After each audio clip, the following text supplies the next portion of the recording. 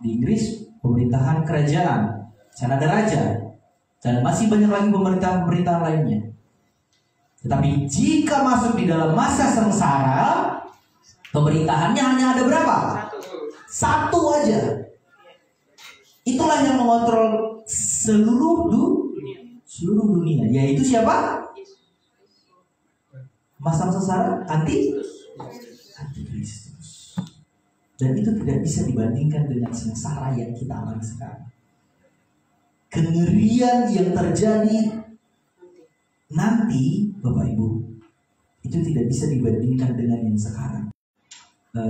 Cip atau tanda kapan waktunya akan terjadi. Ya, banyak sekali pemberita-pemberita di luar sana mengatakan bahwa sekarang adalah masa sengsara, dan itu menimbulkan banyak sekali ketakutan, Bapak Ibu. Tidak hanya ketakutan, kalau ketakutan berarti menimbulkan keraguan, ragu tentang keselamatan. Nah, ada lagi Bapak Ibu, ya, keselamatan, keraguan tentang keselamatan mereka, bahwa mereka percaya bahwa keselamatan itu bisa akan selamat. Ini menjadi rujukan dari banyak sekali pemberita firman. Sekali selamat abadi. Tidak mungkin bisa keselamatan hilang, karena yang mengerjakan adalah bagaimana sesuatu yang bisa hilang atau sementara itu dilakukan oleh Allah.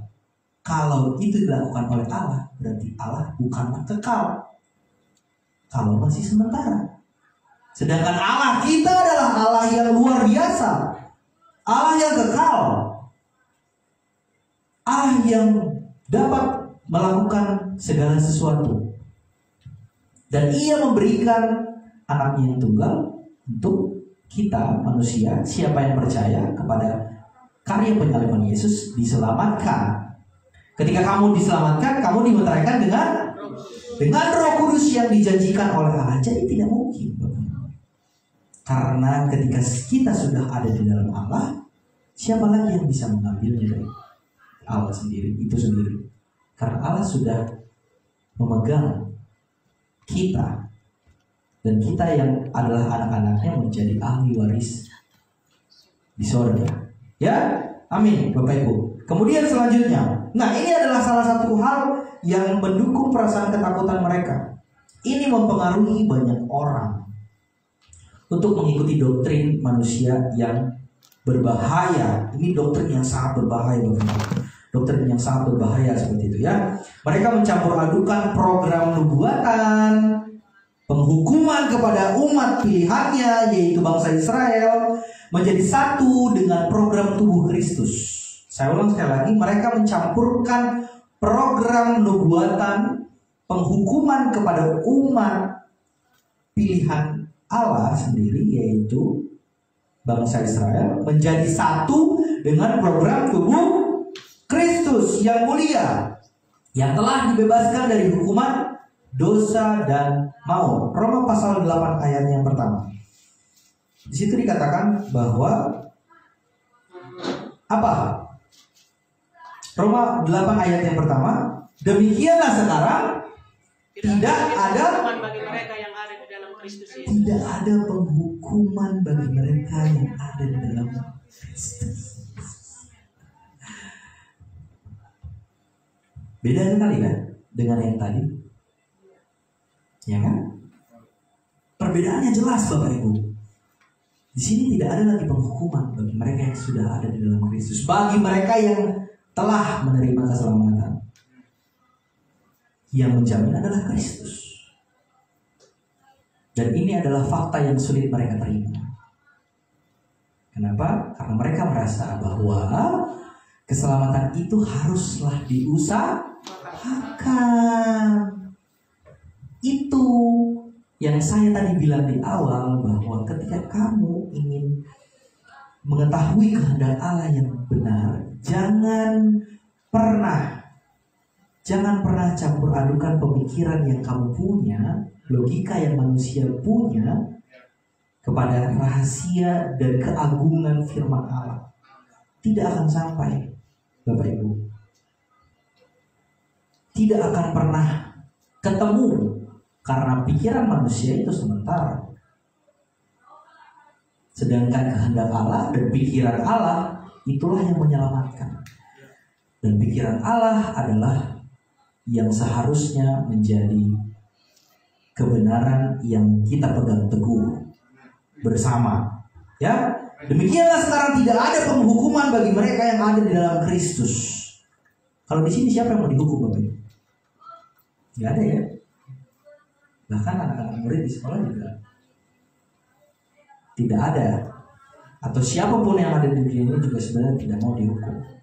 Dan memang tidak ada penghukuman bagi yang percaya. Bagi yang percaya. Jadi tidak ada lagi hal yang harus manusia lakukan untuk mendapatkan keselamatan. Cukup terima dengan melalui iman, ya, melalui iman, dan ketika kamu percaya dimeteraikan dengan Roh Kudus. Lalu hal selanjutnya, Bapak Ibu, mari kita lihat lagi beberapa dan hal tentang besarnya rahasia kehendak Allah yang dibukakan dan membawa dampak positif, ya. Tentunya rahasia yang kita dengarkan dan kita bisa baca dan lihat itu pasti memberikan dampak yang positif dan yang kuat di dalam kehidupan kita saat ini. Mari kita buka dari Efesus pasal yang ketiga. Efesus pasal yang ketiga ayat yang pertama sampai dengan yang ke-6. Ya. Kita baca boleh bersama-sama, Bapak Ibu. 1, 2, 3. Itulah sebabnya aku ini siapa? Paulus, orang yang dipenjarakan karena Kristus Yesus, untuk kamu yang pada zaman angkatan-angkatan dahulu tidak diberitakan kepada anak-anak manusia, tetapi yang sekarang dinyatakan di dalam Roh kepada rasul-rasul dan nabi-nabinya yang kudus, yaitu bahwa orang-orang bukan Yahudi karena berita Injil turut menjadi ahli-ahli waris dan anggota-anggota tubuh dan peserta dalam janji yang diberikan dalam Kristus Yesus. Ya, sekalipun kita belum merinci bagian-bagian penting dari firman Tuhan ini, kita dapat melihat, Bapak Ibu, di sini terdapat satu kebenaran yang sangat mendewasakan kita, orang-orang percaya, bahwa kitab Efesus ini bukanlah kitab atau bukanlah, ya, firman Tuhan ini bukanlah dipersiapkan Allah sebagai makanan rohani untuk orang-orang yang terus ingin bertahan di tahap pengenalan akan Kristus menurut program duniawi. Saya ulang sekali lagi, bahwa kitab Efesus bukanlah dipersiapkan Allah sebagai makanan rohani untuk orang-orang yang terus ingin bertahan di tahap pengenalan akan Kristus menurut program duniawi, melainkan menurut program berkat-berkat surga. Menurut berkat-berkat surgawi. Karena kita bisa melihat dan membedahi, Bapak Ibu, di ayat yang ke-6-nya, yaitu bahwa orang-orang bukan Yahudi karena apa? Berita Injil. Turut menjadi ahli-ahli waris. Dan anggota-anggota tubuh. Anggota-anggota tubuh pewaris di dalam janji yang telah diberikan di dalam Kristus Yesus. Kalau kita baca di Efesus pasal yang pertama ayat ketiga, terpujilah Allah dan Bapa Tuhan kita Yesus Kristus, yang dalam Kristus telah mengaruniakan kepada kita segala berkat rohani, bukan di bumi, bukan program dunia. Jadi ini tidak berbicara tentang program di dunia, tapi berbicara tentang program surgawi. Karena berkat-berkat kita itu ada disediakan oleh Allah di surga, bukan di. Jadi pengharapan manusia, pengharapan orang-orang Kristen sekarang harusnya ke surga, bukanlah di bumi. Ya, karena memang itulah yang diperuntukkan untuk orang-orang percaya hidup di zaman kasih karunia saat ini. Bahwa rahasia Kristus yang telah dibukakan melalui wahyu Tuhan kepada dan melalui Rasul Paulus, faktanya belum pernah diketahui para nabi dan rasul. Apa tadi? Coba di ayat yang kelima. Efesus 3 ayat yang kelima. Yang pada zaman angkatan-angkatan terdahulu tidak diberitakan kepada anak-anak manusia, ya. Tetapi yang sekarang dinyatakan di dalam roh kepada rasul-rasul dan nabi-nabinya yang kudus. Tentu yang dimaksud dinyatakan kepada rasul-rasul dan nabi-nabinya yang kudus ini tidak dimaksudkan oleh Paulus bahwa rahasia kehendak Kristus tersebut sudah diketahui oleh Petrus, Yohanes, Yakobus, murid-murid Allah yang lainnya. Bukan, Bapak Ibu. Bukan kepada mereka, tetapi kepada Rasul Paulus, ya. Tetapi setelah Rasul Paulus menyatakan dan menjelaskan kepada mereka, baik kepada 12 rasul itu maupun nabi-nabi pada waktu persidangan di Yerusalem, barulah mereka mengerti bahwa bangsa-bangsa lain tidak memerlukan hidup di bawah hukum tidak lagi memerlukan hidup di bawah hukum Taurat, ya kan? Melainkan memerlukan hidup di bawah kasih karunia. Seberapa banyak orang tahu ini, Bapak Ibu? Besar hasilnya, kan? Wow. Mari kita lihat lagi dukungannya. Roma pasal yang ke-6 ayat 14. Roma pasal 6 ayat 14. Coba kita lihat di situ. Apa yang makin meneguhkan kita kalau kita sekarang tidak hidup di bawah hukum Taurat? Roma pasal 6 ayat 14. 1, 2, 3.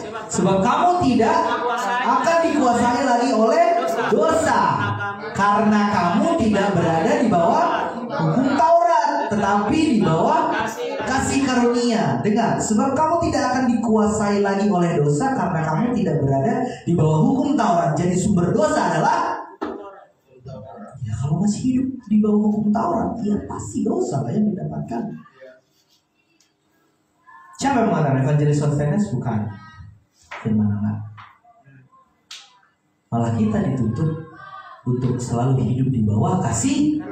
Ya, hiduplah di bawah kasih karunia, karena memang itulah yang berkenan bagi Allah, bukan lagi hukum Taurat. Seberapa banyak orang sekarang memberitakan firman, mari kita hukum Taurat hidupi di dalam kehidupanmu. Loh, dia nggak tahu sebenarnya bukan itu lagi yang sekarang menjadi sumber kebahagiaan manusia dalam Tuhan. Bukan lagi hukum Taurat, tapi kasih. Karena hukum Taurat sudah dipatahkan. Di mana? Yesus sudah mematahkan hukum Taurat. Sudah selesai. Jadi itu sudah tidak berlaku lagi. Yang berlaku sekarang hidup di bawah kasih karunia. Ini yang penting Bapak Ibu. Di zaman sekarang ini bisa kita lihat banyak sekali orang-orang yang ngawur, ya. Orang yang ngawur, orang yang asal-asalan, ya Bapak Ibu, tidak masuk akal pengertian mereka. Mereka terus mengajarkan dengan membacakan ajakan bahwa hukum Taurat adalah perintah-perintah Tuhan yang membawa keselamatan bagi manusia. Mereka tidak sadar bahwa hukum Taurat itu semuanya tentang berbuat, tentang perbuatan. Yang kita imani sekarang adalah selamat hanya melalui iman. Selamat hanya melalui iman, tidak ditambah dengan perbuatan. Titik. Karena kalau mereka menambahkan menggunakan perbuatan, jadi tidak murni lagi. Itu kasih harus. Ya, itu hukum Taurat. Itu sudah kepada kekuatan diri masing-masing. Apa yang diandalkan dari kekuatan manusia? Tidak ada. Karena manusia hanyalah makhluk yang sementara, kedagingan. Ya, Bapak Ibu. Banyak sekali, terlalu banyak. Dengan mengajarkan seperti itu, Bapak Ibu, menunjukkan mereka sesungguhnya tidak mau berubah, tidak mau dirubah oleh kuasa kasih karunia yang mulia saat ini. Jadi sombong namanya, Bapak Ibu. Ya kan? Mereka merasa mereka bisa mendapatkan keselamatan dengan kekuatan pribadi. Bukannya sombong namanya. Ya kan? Ya. Banyak yang sombong, Bapak Ibu. Tetapi di hadapan firman kehendak Allah, kita harus bisa rendahkan hati kita. Karena firman Tuhan, kasih karunia itulah yang menjadi luar biasa di dalam kehidupan kita. Mereka terjebak, Bapak Ibu, dengan pemikiran-pemikiran yang keliru, yang oleh Paulus katakan mereka sebagai orang-orang yang berkeinginan kuat secara duniawi saja dan cenderung bersifat kanak-kanak, bukan menaruh keinginan untuk mengenal Kristus dengan cara yang dewasa, yaitu berdasarkan kebenaran yang kudus, sempurna di dalam Kristus Yesus, yang adalah kehendak Allah yang harusnya disambut setiap orang saat ini. Ya, Bapak Ibu. Jadi banyak sekali rahasia-rahasia besar yang pada akhirnya dibukakan oleh kemurahan hati Tuhan, dibukakan kepada kita sekarang. Dan tugas kita apa sekarang? Itu semua adalah kebenaran. Dan kehendak Allah tidak hanya setelah diselamatkan, tetapi kamu juga memperoleh pengetahuan akan kebenaran. Makin banyak kita mengetahui kebenaran, makin besar, makin ingin kita mengetahui kebenaran itu, makin banyaklah pengetahuan kita. Itu yang akan menjadi pedoman kita bagaimana menyikapi banyak hal yang ada di dunia ini. Kita tidak akan mudah terombang-ambingkan oleh rupa-rupa pengajaran yang menyesatkan. Dan kita percaya, Bapak Ibu, bahwa dengan kekuatan pribadi tidak mungkin bisa, tapi hanya dengan kekuatan daripada Tuhan sendiri.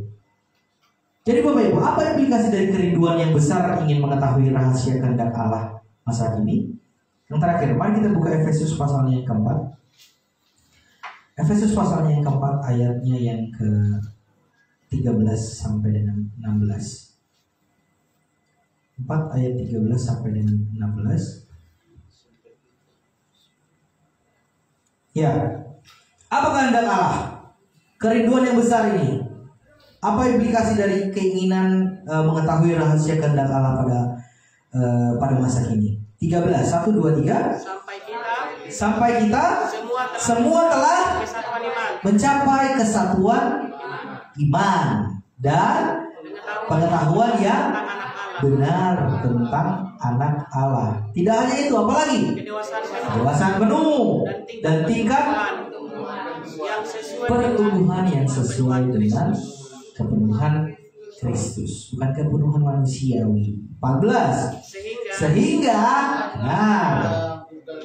kita bukan lagi apa?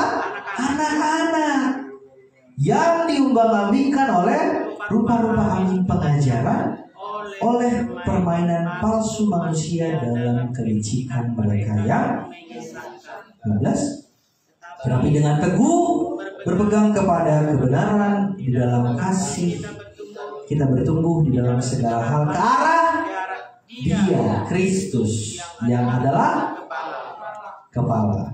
Daripadanya lah tersusun seluruh tubuh yang rapi tersusun dan diikat menjadi satu oleh pelayanan semua bagiannya sesuai dengan kadar pekerjaan tiap-tiap anggota, menerima pertumbuhannya dan membangun dirinya di dalam kasih. Bapak Ibu, berdasarkan firman Tuhan ini, secara garis besar kita rasakan di sini bahwa kebenaran rahasia kehendak Allah, ya, masa kini akan berkuasa menjauhkan kita dari kondisi permainan pikiran manusia yang condong membuat terombang-ambing atau menjadi peragu. Ya, tetapi apa? Sebaliknya, kebenaran Allah akan mengikat kita menjadi satu kesatuan dalam membangun tubuh Kristus. Karena tadi dijelaskan adalah bahwa Kristus adalah kepala dan kita adalah anggota tubuhnya. Anggota tubuh Kristus yang telah ditetapkan dengan tujuan akhirnya ialah hidup bertumbuh kuat di dalam kasih ke arah siapa? Ke arah Kristus. Jadi goalnya adalah Kristus bertumbuh, ya, bertumbuh ke arah Kristus yang adalah kepala tubuh, dan kita semua adalah anggota-anggota tubuh kudusnya Tuhan Yesus. Jadi Bapak Ibu, besarkah kerinduan Bapak Ibu untuk mengalami terus dampak yang kuat dari rahasia besar